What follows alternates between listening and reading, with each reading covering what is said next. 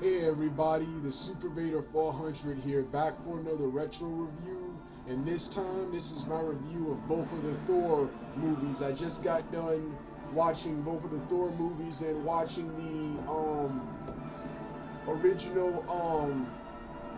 the original Thor on over here, watching the original Thor on DVD. I'm now watching the Green Lantern. Um, this is my review of both of the Thor films. This is my short overview of both of these films. I'm gonna do longer, in-depth reviews later. I'm also gonna talk about these films in my longer Marvel Cinematic Universe review. In my opinion, the original Thor right here is, my opinion, one of the best films in the Marvel cinematic universe. Prior to this film, I didn't think a cool Thor movie could be done. Come to think of, you would have told me that Thor, if you would have told me back in the early 2000s or mid 2000s, whatever, that Thor 2011 would be better than X Men First Class, I would not have believed you. I would have laughed at you, man. I didn't think Thor. I love the characters and mythology, but I never cared much for his comic books. I only know of Thor because of the Avengers and Spider-Man and his amazing friends. Spider-Man and his amazing friends. I've been a huge fan of the Thor character since 2003. But I never read a single Thor comic. I did heavy research on the Thor mythology after also watching the Avengers cartoons, and also did heavy research in preparation for his film. And one thing I love about this film is that while this film changed a lot of stuff, I love how this film was for the most part true to what Thor actually was. They were as close as possible to the comics. There are a lot of differences, but they were close. And I love how they got the mythical world of Asgard right in the scene with Thor in street clothes when he gets sent to Earth. And I just love the characters and actors in this film. This is one of the best Marvel studio films of all time. The only thing I would hate now is that the costume design is, for most of the characters, especially Thor, is kind of bland. The costume design is kind of bland, especially for Thor. I love the cape and boots and the armor, but I do not like the pants. I do not like the pants. I wish they would have had his original armor. I like how they took away the helmet. The helmet, in my opinion, is kind of dorky. So I'm kind of glad they took away his helmet. I also like this film because this film is similar to another film I like, Masters of the Universe, 1987. The He-Man movie of the 80s. This film is also similar to that film. What's his name? But I just love the characters, especially Thor and Loki. The rivalry between them, the chemistry between Hemsworth and Thomas Hiddleston, and Thor's character. In this one, he portrays an arrogant warrior who leads a team to Heimdall and fights the frost giants,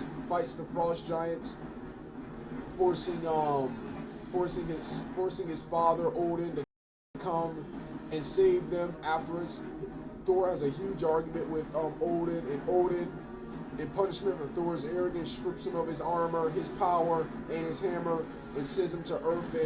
And his hammer should not be picked up by anyone unless they are worthy. Several people try to pick up the hammer, doesn't work, and then Thor finally, when he finally gets a chance to try, he's unable to lift the hammer up. He's unable to lift the hammer not until he finally realizes, he finally becomes a hero when he puts himself before the people. When he puts the people before himself. He puts the people before himself by having the destroyer kill him instead of everyone else. The destroyer smacks and actually kills Thor's human body, and Thor comes back to life. Then you have Loki, who during the fight with the Frost Giants discovered that he is Frost Giant himself. He is Heimdall himself. He is Jotunheim himself. What's his name in that and then this is where the jealousy towards Thor begins. he feels that they can never have a half frost giant sitting on the throne of Asgard. So you see Loki's story. You see how he's an anti-villain.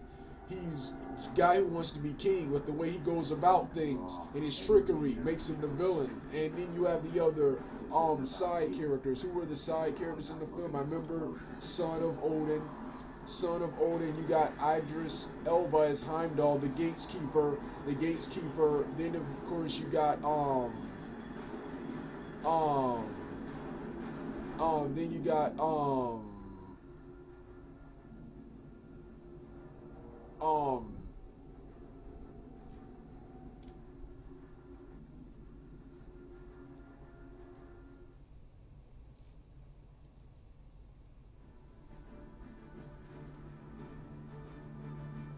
then you got the other characters in the film like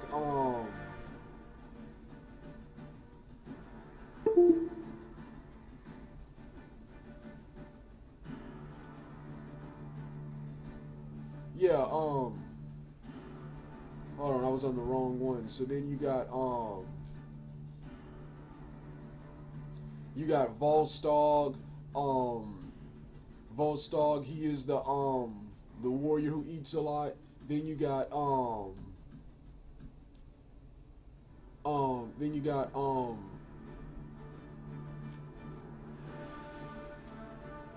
then you got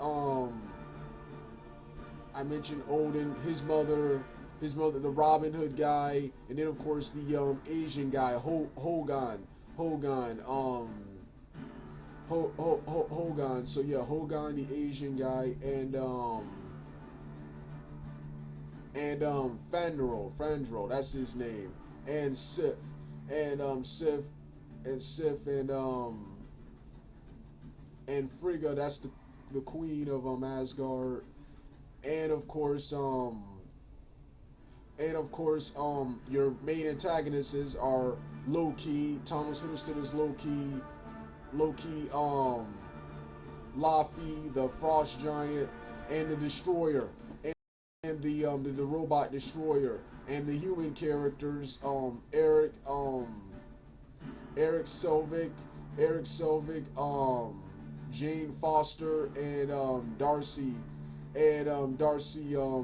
Lewis. And I also love how the seriousness of Asgard. Then you get down to the New and Earth. You get down to all the comedy. This is a comedy-driven action fantasy movie. Action fantasy, all the comedy. It is actually realistic of how Thor would be if he was in a real world. So like I said, the first film was awesome. Story, characters, directing, cinematography. Cinematography only felt cheap when he was on Earth. Cinematography, costume design is a little bland.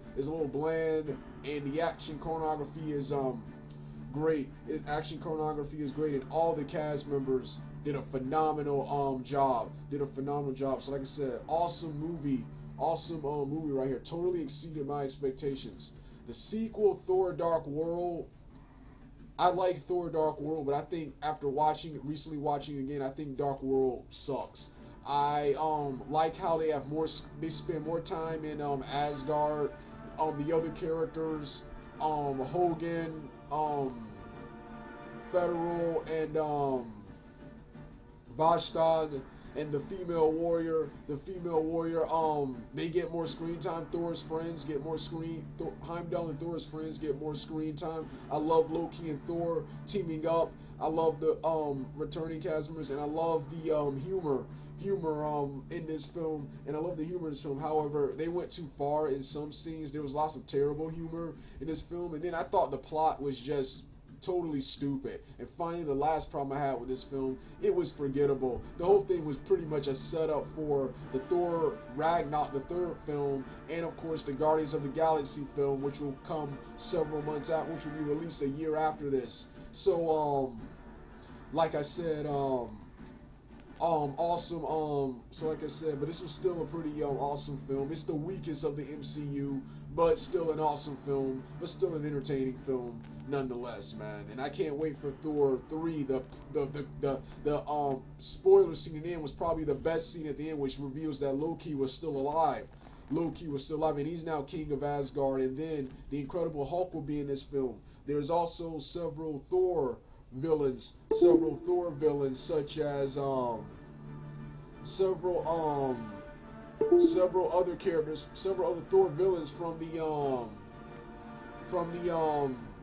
Thor mythos will be in this film, such as Tessa Thompson as Valkyrie, um, Idris Elba,